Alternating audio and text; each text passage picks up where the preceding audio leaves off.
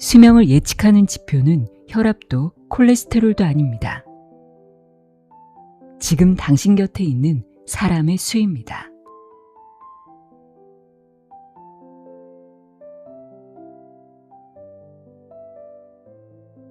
안녕하세요. 나의 소리 책갈피 소리내어 읽다입니다.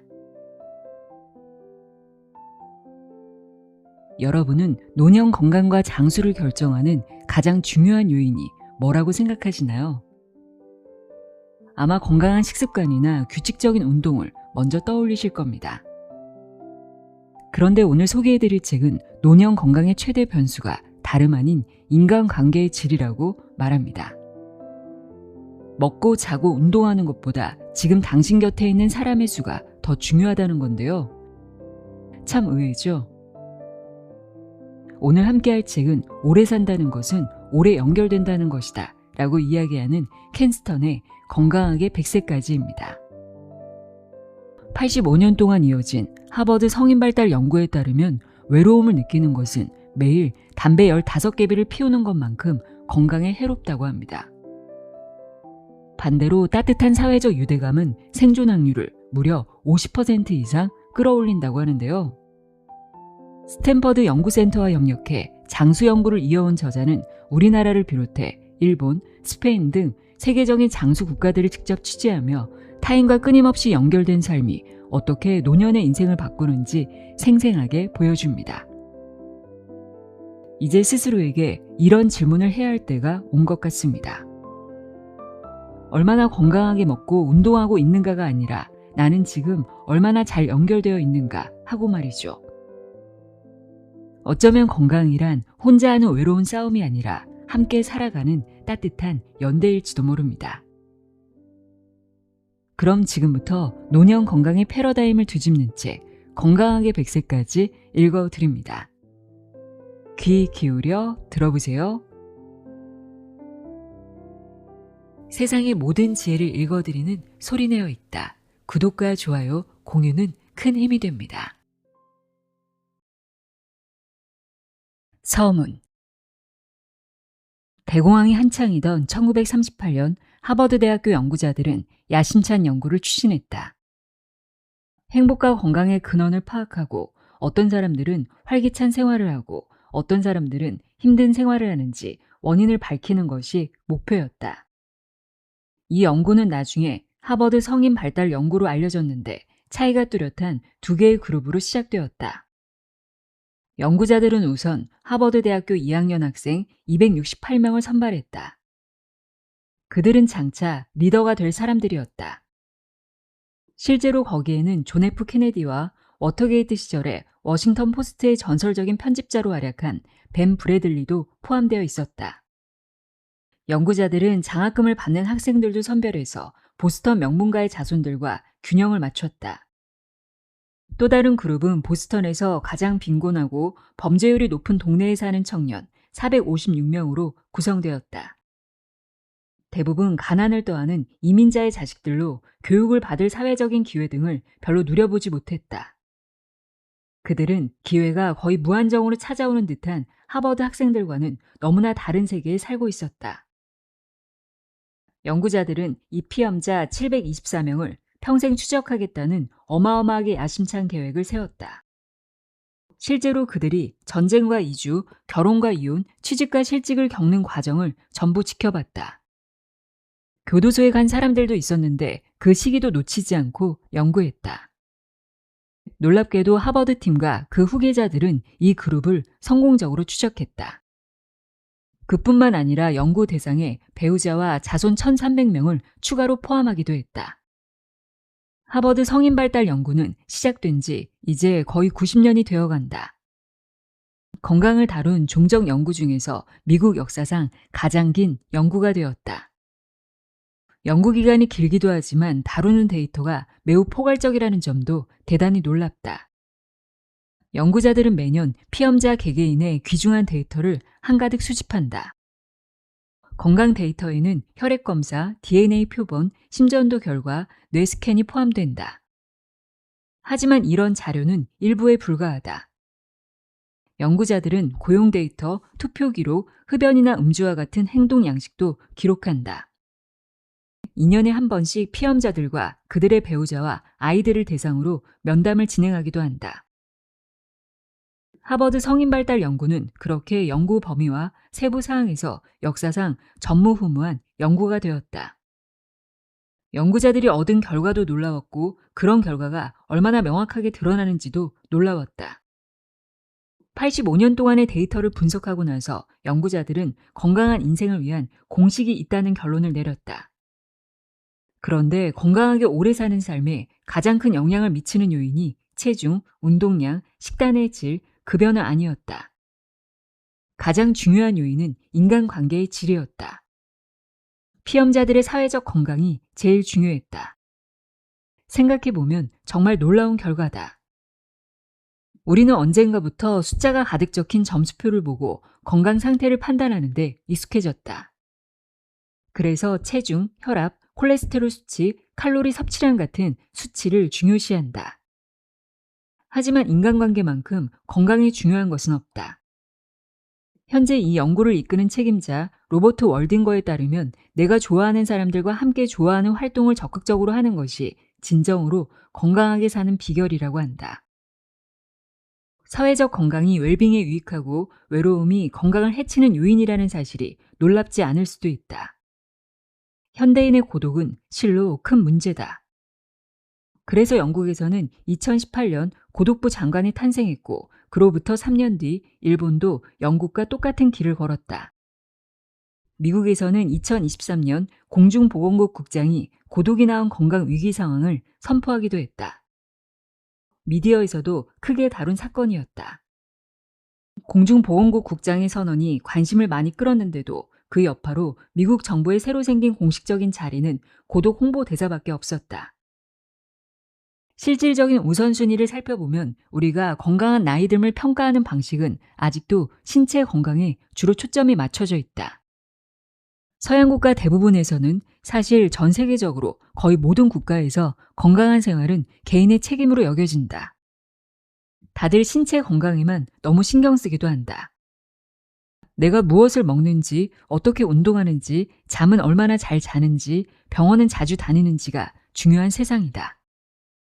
거대한 영양, 피트니스, 의료 서비스 산업이 그런 시각을 지지한다. 나도 그렇게 생각하는 사람들을 많이 봤다. 나는 이 책을 쓰면서 수백 명과 건강한 나이듦에 관한 대화를 나눴다. 이야기는 언제나 식습관, 운동, 의료 서비스 쪽으로 흘러갔다. 내가 사회적 건강이 건강한 장수를 위한 열쇠라는 말을 꺼내면 사람들은 고개를 끄덕인다. 하지만 금세 지중해 식단, 하루에 만보 걷기, 단일 의료보험제도가 공중보건에 미치는 영향 등에 관한 이야기로 돌아간다. 방송에서도 사회적 건강보다 오젬픽을 더 많이 다룬다. 오젬픽은 당뇨병 및 비만 치료제다. 사회적 유대감의 중요성을 이해하는 사람도 많다. 하지만 유대감을 영양, 피트니스, 의료 서비스와 같은 수준으로 대우하는 사람은 많지 않다. 이것을 90대 10의 법칙이라고 부르자. 서양에서는 건강에 들이는 노력의 90%를 신체 건강에 투자한다. 실상은 99.9%에 더 가깝겠지만. 그래서 식습관, 영양, 운동 등에 관심이 쏠린다. 요즘 트렌드에 맞춘 건강서가 얼마나 많은지 책으로 산을 쌓을 수 있을 정도다. 미국인들이 매년 운동기구에 들이는 370억 달러는 폐기물 저장소를 몇 개나 더 설치할 수 있을 정도의 거금이다. 실로 안타까운 일이다. 사회적 자본과 건강한 장수 사이에 긴밀한 상관관계가 있기 때문이다. 이 분야의 첫 번째 돌파구는 1979년에 열렸다. 하버드 대학교의 리사 버크먼과 캘리포니아 대학교 버클리 캠퍼스의 레너드 사임 덕분이었다. 두 연구자는 9년 동안 성인 7천여 명을 상대로 진행한 연구 결과를 발표했다. 결론은 외로움이 건강 상태, 사회 경제적 지위, 음주나 흡연 등의 행동 양식과 무관하게 사망률을 높인다는 것이었다. 그 후로 발표된 연구 수백 건을 통해서도 사회적 유대감과 건강한 나이듦의 밀접한 연관성이 증명되었다. 이런 현상은 보스턴에서 자란 백인 남자들처럼 특정한 인구 집단에서만 나타나는 것이 아니다. 예를 들면 1988년 사이언스에 실린 한 연구에서는 이런 현상이 얼마나 보편적인지 알아보려고 세계 각지에서 이뤄진 연구 5건을 통합하여 평가했다. 연구 지역은 미국의 조지아주 에번스, 캘리포니아주 북부의 엘러미다, 미시간주의 티컴세, 스웨덴의 에테보리, 핀란드 동부 지방이었다. 연구 결과 조지아주의 시골과 볼보와 문학 페스티벌로 유명한 스웨덴의 인기 도시는 실제 건강 상태와 기대 수명의 차이가 매우 컸다. 놀라운 일은 아니었다. 그런데 모든 연구 지역에 한 가지 공통점이 있었다. 피험자 그룹이 백인이든 흑인이든 부자든 가난하든 시골에 살든 도시에 살든 마찬가지였다. 사회적 유대감이 더 강한 사람들이 어느 나이에든 사망할 위험이 더 낮았다. 이런 결론은 수십 년 동안 여러 연구에서 끊임없이 존재감을 드러냈다. 2010년 브리검영 대학교 교수인 줄리엔 홀트, 런스테드는 세계 곳곳에서 진행된 연구 148건을 검토했다. 연구들은 캐나다, 덴마크, 독일, 중국, 일본, 이스라엘 등 여러 지역에서 진행됐다. 홀트 런스테드는 검토 결과 모든 연구에서 사회적 유대감이 피험자들의 건강에 동일한 영향을 미친다는 사실을 알아냈다. 버크먼과 사임의 연구를 바탕으로 그녀는 사회적 유대감과 건강의 연관성을 수량화했다. 그랬더니 사회적 유대감이 피험자들의 생존 확률을 50% 넘게 높여준다는 사실이 밝혀졌다. 이런 결과를 토대로 홀트 런스테드는 사회적 건강이 비만보다 신체에 더 큰 영향을 미치며 사회적으로 건강하지 못한 사람은 담배를 하루에 15개 피씩 피는 것이나 마찬가지라는 결론을 내렸다. 뒤이어서 다른 연구자들도 사회적 건강의 영향력이 신체활동 부족, 고혈압, 높은 콜레스테롤 수치, 공기오염, 독감 예방 주사 등과 비슷하거나 더 크다는 결론을 내놓았다. 사회적 유대감과 사회적 건강은 특히 인생 후반기의 건강에 중요한 요소다. 그때가 사회적인 네트워크가 약해지고 고립될 확률이 가장 높아지는 시기이기 때문이다. 나는 이 책을 준비하는 동안 스페인을 방문해서 스페인 사람들이 놀라울 정도로 장수하는 현실을 보고했다. 스페인은 이미 지구상에서 가장 장수하는 나라 중 하나이며 2040년이면 기대 수명이 가장 긴 나라가 될 것으로 예상된다. 나는 스페인 사람들이 자신들이 오래 사는 것을 뿌듯해한다는 느낌을 받았다. 100세 이상 인구가 늘면서 조국이 장수 국가라는 자부심이 생긴 것이다. 생각해보면 스페인 국민이 고령자를 긍정적으로 받아들여서 다행이다. 100세 이상 할머니, 할아버지들이 지금도 거의 2만 명으로 집계되며 향후 40년 동안 37만 3천 명까지 늘어날 것이라는 예측이 있다. 내가 스페인을 돌아다니는 동안 마드리드 공과대학교의 연구자들은 슈퍼에이저 연구를 발표했다. 슈퍼에이저란 20에서 30살 어린 사람들과 맞먹을 정도의 기억력을 자랑하는 사람을 말한다. 슈퍼에이저에 큰 흥미를 느끼는 연구자들도 있다. 하지만 연구 대상으로 삼기 쉽지 않은 그룹이다. 고령자의 수가 절대적으로 많아야 의미 있는 연구 결과를 도출할 수 있기 때문이다. 스페인은 그런 면에서 노다지라 마드리드 연구자들은 100세가 넘는 피험자를 무려 119명이나 섭외할 수 있었다. 그중 절반가량은 슈퍼에이저였고 나머지 절반은 평범하게 늙었다. 그래도 100세를 넘길 만큼 건강하게 산 분들이었다. 그렇다면 두 그룹의 차이는 무엇이었을까? 식단, 수면 시간, 알코올 섭취량, 흡연 여부, 운동 루틴, 근무 환경의 차이는 별로 없었다. 피험자의 절반은 건강을 생각해서 지중해식 식단을 먹었지만 나머지 절반은 초가공식품과 패스트푸드를 달고 살았다.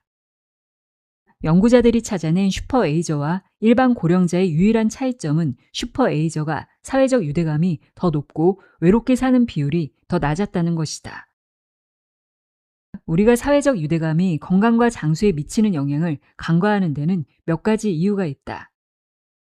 일단 측정하기가 어렵기 때문이다. 유대감은 신체 활동을 추적하는 스마트워치로는 측정할 수 없는 요인이다. 게다가 왜 그렇게 중요한지 이해하기도 어렵다. 예를 들어 망가진 폐의 엑스레이를 보면 흡연의 위험성을 이해하기 쉽다. 콜레스테롤과 지방이 주요 관상 동맥을 막아버릴 수 있다고 배우고 나면 나쁜 식습관이 심장마비로 이어질 가능성이 머릿속에 그려진다. 하지만 사회적 유대감이 건강에 도움이 되는 다양한 방법을 효과적으로 보여줄 도표 같은 건 없다.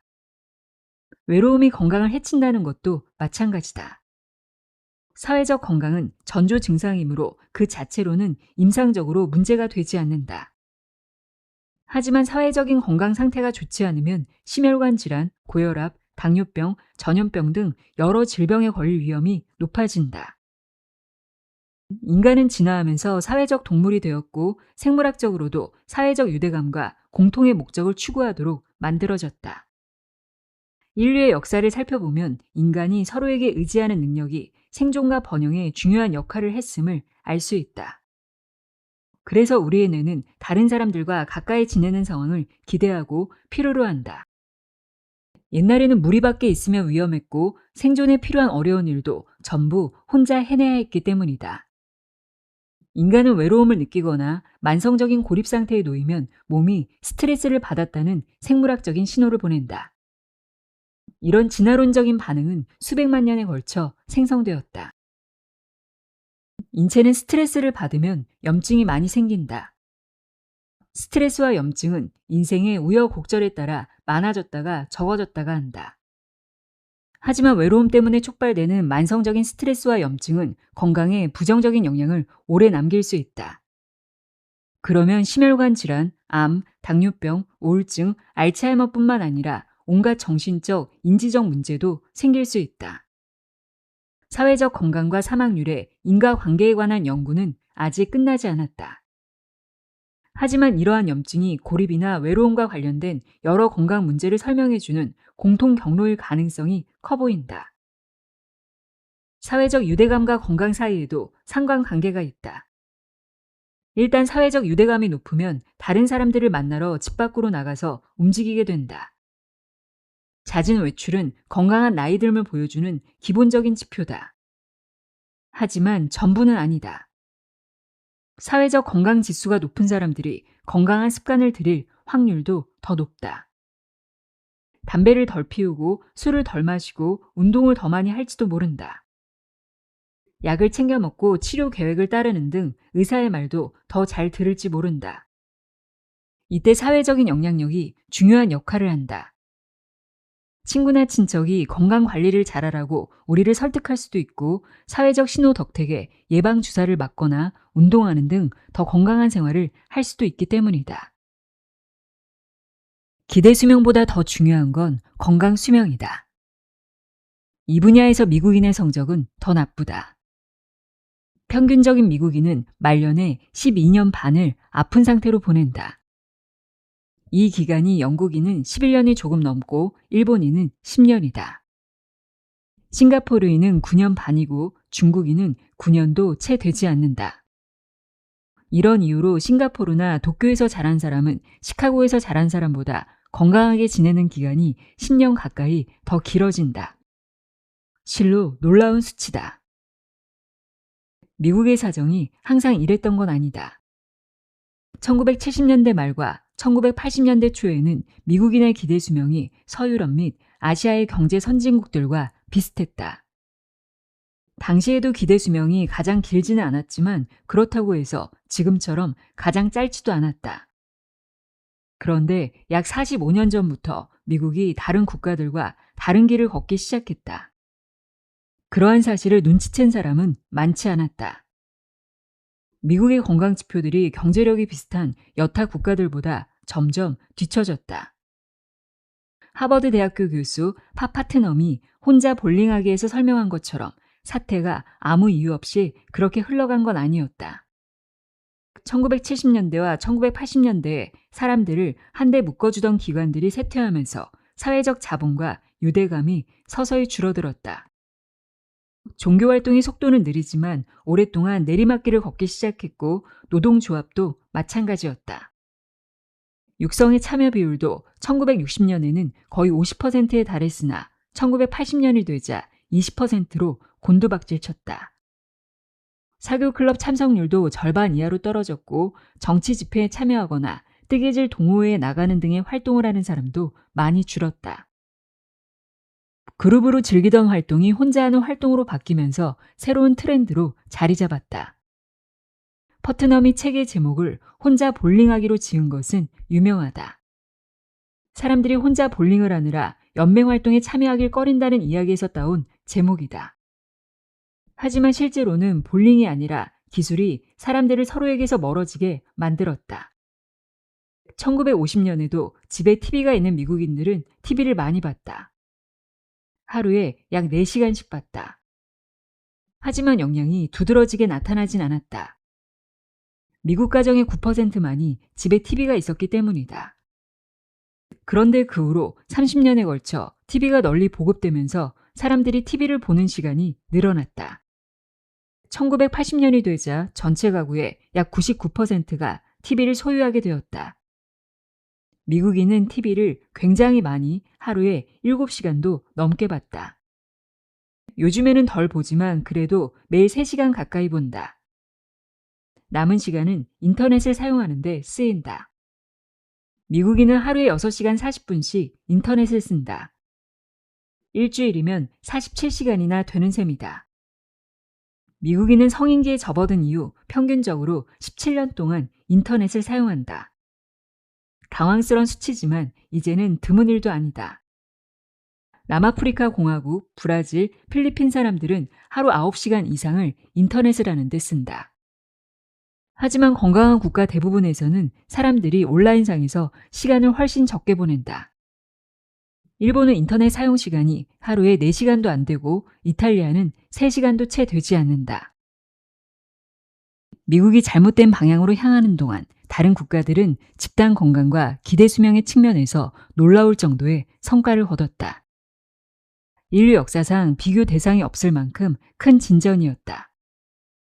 1976년 여름에 아버지는 나, 형 마이클, 작고 통통한 강아지 채비를 데리고 한국으로 향했다.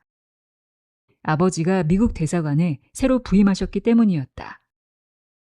나는 워싱턴 DC의 나무 많은 교외 지역에 살다가 예민한 중학생 시기에 서울로 이사했다. 처음에는 많이 놀랐지만 결국 서울을 좋아하게 되었다. 시끄럽고 복잡했지만 색이 풍부하고 활력이 넘치는 도시였다. 그 당시 한국은 전쟁 후 찾아온 20년 동안의 침체기에서 막 벗어나기 시작했고 서울은 무한한 가능성으로 넘실거렸다. 모두가 무엇인가를 파는 것만 같았다.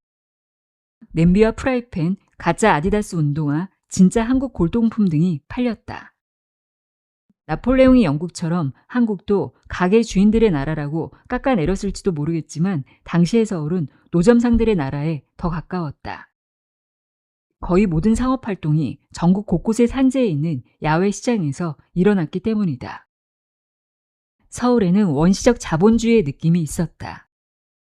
자세히 들여다보면 제조업 강국이 될 기미가 조금씩 보이기 시작했다. 1970년대에도 한국은 이미 국내에서 자동차를 제조했다. 당시에는 잘 알려지지 않았던 현대가 시장을 주도했다. 한국은 그 당시에도 매력이 많았다. 하지만 사회적으로 고립된 국가였고 경제적으로도 후진국이었다. 서양에서 들어온 기업도 별로 없었다. 글로벌 비즈니스 흐름에서 그렇게나 멀어진 상태였다. 우리 형이 한국에 맥도날드가 없다는 사실에 분개한 건 당시 한국이 사회적 경제적으로 낙후되었음을 확실하게 보여주는 증거였다. 그런 점이 부, 교육, 의료 서비스에 대한 접근성, 기대 수명 등의 사회 지표에서도 드러났다. 우리가 서울로 이사했을 때만 해도 한국의 기대 수명은 63세에 불과했다. 미국의 기대 수명보다 9년이나 짧았다. 알고 보니 우리 가족이 서울에 살았던 시절이 한국의 획기적인 변화가 나타나기 시작할 때였다. 앞서 언급한 것처럼 미국의 건강과 기대 수명이 주춤하는 사이 한국의 기대 수명은 폭발적으로 늘어났다. 그로부터 48년이 흐른 후 한국의 기대 수명은 무려 21년이나 늘어났다. 이제는 한국인이 미국인보다 6년 더, 영국인보다 4년 더 오래 살 것으로 예상된다. 인류 역사를 돌아봤을 때 48년은 정말 짧은 시간인데도 말이다. 이런 수치는 전무후무하며 인구 통계학을 연구하는 사람에게는 충격으로 느껴질 정도다. 하지만 이렇게 설명해서는 독자 여러분에게 크게 와닿지 않을지도 모른다. 그럼 이렇게 생각해보자. 50년도 채 되지 않는 시간 동안 한국은 기록이 남아있는 인류 역사상 그 어떤 국가보다도 빠른 속도로 기대 수명을 늘렸다. 이 이야기는 매우 놀랍지만 한국에서만 일어난 일이 아니라는 점이 흥미롭다. 60년 전만 해도 싱가포르의 기대 수명은 66세에 불과했다. 미국보다 4년 정도 짧았고 영국보다는 5년 짧았다. 싱가포르는 건강과 장수의 측면에서 한국보다도 기대치가 더 낮은 국가였다. 싱가포르는 20세기에 접어들고 나서 수십 년 동안 동방의 지브롤터로 불리면서 번성했다. 싱가포르가 독립했을 때부터 몇십 년 동안 총리를 지낸 리콴유조차 싱가포르의 독립은 정치적, 경제적, 지리적으로 말도 안 되는 일이라고 표현했다. 실업자 수가 걷잡을 수 없이 늘어났고 인구 190만 명 중 무려 130만 명이 도시의 변두리에 살았다. 대부분 현대적인 위생시설, 전기, 물도 없는 오두막을 무단으로 점유하고 살았다. 성공은커녕 생존조차 쉽지 않아 보이는 환경이었다.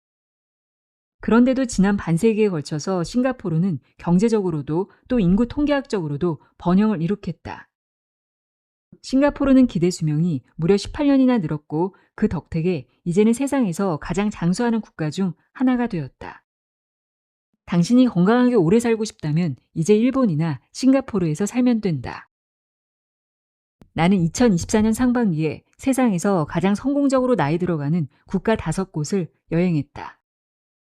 바로 한국, 일본, 싱가포르, 스페인, 이탈리아였다. 그런 나라들이 국민이 목적의식을 지닌 채 서로 교류하며 활동적으로 지내도록 돕는 방법이 궁금했다. 이 5개국을 고른 건 여러 이유가 있었다. 첫째는 세상에서 가장 건강하게 오래 사는 나라들이기 때문이다. 둘째는 이 나라들이 지리적, 사회적, 경제적인 면에서 서로 다르다는 점 때문이다. 셋째는 건강과 기대 수명을 예측하는 데 쓰이는 GDP, 운동, 비만 등의 지표가 최상위권에 있지 않기 때문이다. 나는 이 나라들이 문화나 경제 수준에서 큰 차이가 난다고 느꼈다. 하지만 공통점도 많았다. 일에 관한 규범이 달라졌고 평생 교육을 중시하고 세대 간의 관계가 좋고 자원봉사활동을 하는 사람이 많았다. 일본이나 한국처럼 극도로 도시화되고 인구 밀도도 높은 국가들은 건강한 나이 들을 위한 완벽한 조건을 갖추지는 못했다. 그런데도 국민이 건강하게 나이를 먹고 있다는 점이 인상적이다. 내가 면담한 사람들은 전부 현대인다운 복잡한 삶을 살았다. 하지만 스트레스 받고 정신없는 도시 생활 속에서도 잘 늙어가고 있었다. 싱가포르를 예로 들어보자. 싱가포르는 날씨가 덥고 많은 사람들로 붐비고 근무 환경도 경쟁적인 걸로 악명이 높다. 게다가 놀라울 만큼 다양하고 흥미로운 음식을 맛볼 수 있는데도 온 국민이 패스트푸드에 집착한다. 싱가포르는 전 세계적으로 맥도날드가 가장 촘촘하게 분포된 나라 중 하나다. 어느 거리를 걷든 금세 쉐이크쉑, 피자보이, 펫버거가 나타날 것이다. 스페인은 싱가포르와 달리 사람들이 더 균형 잡힌 삶을 사는 것으로 알려져 있다. 하지만 이는 상대적인 개념으로 스페인 사람들도 현대적인 삶을 살아간다. 스페인은 비만율도 높고 국민소득은 유럽연합의 평균치보다 한참 적다. 흡연율도 유럽에서 가장 높은 국가 중 하나다. 미국보다 50% 가까이 높다. 특별히 운동을 열심히 하는 것도 아니다. 세계경제포럼에서 선진국 29개국이 운동하는 비율에 관한 연구 결과를 발표했다. 일본이 28위를 차지했고 이탈리아가 27위에 이름을 올렸다. 한국과 스페인은 순위가 매우 낮았다. 그런데도 이 국가들은 상위권에 자리매김한 영국, 미국, 캐나다, 호주 같은 국가들보다 장수한다. 신체 건강이 건강한 나이 듦을 판단하는 표준적인 지표인데도 말이다. 그렇다고 해서 싱가포르 사람들처럼 아침에 조깅하러 가는 대신 미스터 도넛에 줄을 서러 가라는 말은 아니다.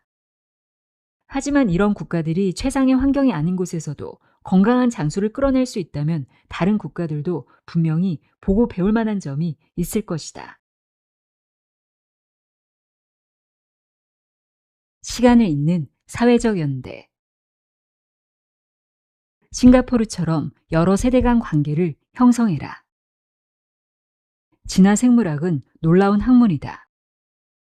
인류가 살아온 거의 모든 시간 속에 여러 세대가 관계를 맺고 사는 일은 자연스럽고 꼭 필요한 부분이었다. 옛날에는 나이 든 사람들이 더 젊은 세대를 보호하고 돌보기 위해서 여러 세대가 모여 살았다. 종의 미래가 달린 아주 중요한 문제였다. 심지어 오늘날에도 할머니 댁 근처에 사는 사람들이 아이를 더 많이 낳고 아이들도 더 건강하다고 한다. 우리는 100년 동안 진화 생물학에 맞서 싸웠다. 그 결과 외로워졌고 건강이 나빠졌다. 미래의 인류가 다른 식으로 재코딩될지도 모르겠다. 하지만 그러려면 수백만 년은 지나야 할 것이다. 따라서 지금으로서는 여러 세대 간의 원만한 관계를 형성하는 일이 인류의 번성에 큰 역할을 한다는 사실을 이해하는 것이 중요하다. 이런 관계가 사회적 건강 인프라의 기본적인 요소로 자리 잡아야 한다. 싱가포르보다 세대 간의 관계에 신경을 많이 쓰는 나라는 없다. 이런 관계가 국민의 건강한 생활을 지원할 때 중심적인 역할을 해야 한다고 생각하기 때문이다. 이런 전략은 주택과 세금에 관한 정책, 사회단체와 자선단체의 운영 방법, 기업의 정책, 공중보건 자료에 편입되어 있다. 싱가포르 접근법이 개인주의 성향이 강한 사회에 완벽하게 들어맞지는 않을 것이다. 모든 나라가 35세 미만인 싱글에게만 주택을 제공하는 극단적인 방법을 사용하진 않을 것이다. 하지만 싱가포르가 규범을 설정하는 방법은 배울 수 있다.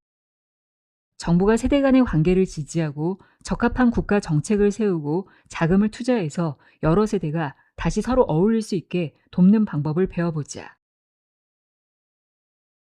일본처럼 나이 듦을 긍정적으로 바라보는 시각을 깨우쳐라. 노인차별은 싫어할 구석이 많다. 하지만 노인차별을 둘러싼 모든 문제는 그런 차별이 여전히 사회적으로 수용 가능하다는 사실 때문에 더욱 심각해진다. 소셜미디어만 조금 들여다봐도 너무 늙었다라는 이야기를 들은 사람들의 의견이 얼마나 자주 무시당하는지 알 수 있다. 사람들은 이런 요소를 간과하는 경우가 많으며 결국 고령자들은 자신이 가치가 떨어졌고 사회의 짐이 된다고 잘못된 생각을 한다. 일본은 어르신들을 존경하는 문화가 발달한 나라다. 그래서 어르신들이 노년기에도 삶의 가치, 목적의식, 의미를 찾을 수 있도록 다양한 기회를 마련한다. 하지만 우리는 일본을 넘어서서 노인차별이 일방통행이 아니라는 점을 이해해야 한다. 젊은 사람들도 고령자들에 대한 편견이 있다. 모든 형태의 노인차별에 맞서고 세대 간의 협동을 끌어내면 사회적 건강과 세대 간의 교류를 위한 기회가 많아질 것이다. 한국처럼 평생 교육에 신경 써라. 교육적인 성과가 사회를 나누는 시대가 되었다. 그래서 최종 학력으로 자신이 건강하게 오래 살 것으로 예상할 수 있는 사람과 그렇지 못한 사람이 구분된다. 4년제 대학을 졸업한 미국인들은 고등학교 졸업장이 없는 사람들보다 9년 더 오래 산다. 9년이면 미국과 투르크메니스탄의 기대 수명의 차이 정도 된다. 고등학교 이후의 교육은 더 많은 구직 기회, 더 큰 경제적 안정, 더 나은 건강으로 이어진다. 개인이 교육받은 정도는 미국 사회에서 인종, 지역, 성별보다도 사람들 간에 더 큰 차이를 부르는 요인이기도 하다. 미국에서 초중고등학교 공교육에 쓰이는 비용은 약 7,680억 달러다. 대학교와 전문학교에 쓰이는 비용도 비슷하게 7천억 달러가 조금 넘는다. 그런데 연방정부가 성인 교육을 위해 주에 지급하는 금액은 약 6억 7,500만 달러에 불과하다. 수치에 따른 뉘앙스는 다르지만 사실 21살 이전에 받는 교육과 그 이후 평생에 걸쳐 받는 교육이 투자 비용이 약 2,000배나 차이 나면 뉘앙스를 따지는 일이 아무 소용도 없어진다. 진정으로 평생 교육이 가능한 환경을 만들려면 사회가 훨씬 큰 돈을 투자해야 한다. 그래야 성인들이 교육을 받을 기회도 많아지고 학비도 저렴해진다. 미국 학계에서는 변화가 느리게 나타나고 있지만 한국에서는 그렇지 않다. 현재 한국에는 평생 교육 도시가 170개 정도 있다. 인구의 4분의 3 이상을 거뜬히 포용할 수 있는 규모다. 한국의 대학들도 학생들에게 평생에 걸쳐서 교육을 제공할 방법을 제고하기 시작했다. 대학은 더 이상 학생들이 고등학교를 졸업하고 나서 취직하기 전까지 몇 년만 가르치는 곳이 아니다. 이번 세기에 한국 교육계에 생긴 가장 큰 변화는 사람들이 배움을 평생 교육으로 확장해서 생각하게 되었다는 것이다. 다른 여러 국가가 보고 배우기에 손색이 없다. 싱가포르, 일본, 한국, 스페인, 이탈리아처럼 은퇴하고 난 이후의 시기를 앙코르 커리어로 재정립해라. 60살이 넘으면 우리가 예전에 익숙하게 여겼던 대본이 달라진다. 우리 사회의 미래는 자신이 사회로부터 무엇인가를 빼앗는 자가 아니라 사회에 이바지하는 자라고 생각할 수 있는 능력에 달렸다. 이렇게 말해도 과언이 아니다. 우리가 자신을 과거의 유산이 아닌 미래의 일부라고 생각하는 일이 그 정도로 중요하다. 이런 사고방식이 우리에게 장수를 약속하고 더 건강하게 오래 사는 길을 보여줄 것이다. 내가 이 책에서 소개한 모든 국가는 고령자들이 새로운 미래를 그릴 수 있도록 돕는 데 투자한다. 일본의 실버 인재센터, 한국의 평생교육도시, 이탈리아의 자원봉사센터처럼 고령자들이 향후 20년이나 30년을 내다보고 계획을 세울 수 있도록 도울 방법은 무궁무진하다. 봉사활동, 다른 세대 돌보기, 평생교육, 아니면 여러 가지를 합친 활동 등이 있다. 목적의식과 사회적 교류를 향하는 길은 폭이 넓다. 하지만 이 모든 접근법은 고령자들이 불가피한 끝으로 향하면서 시간만 축내고 있는 게 아니라는 생각으로 이어져 있다. 고령자들은 사회에 제공할 수 있는 중요한 것을 많이 보유한 세대에 속한다. 고령자들이 앞으로 살아갈 날들이 방금 지나온 날들만큼 생산적이고 유용할 수 있다는 중요한 사실을 잊지 말자. 100세까지 건강하게 산다는 것이 바로 이런 뜻이다.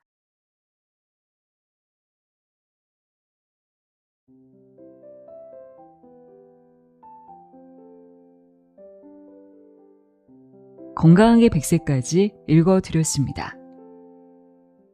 건강하게 나이 들어간다는 건 결국 누군가와 함께 오래 살아가는 일임을 깨닫게 해주는 책이었습니다.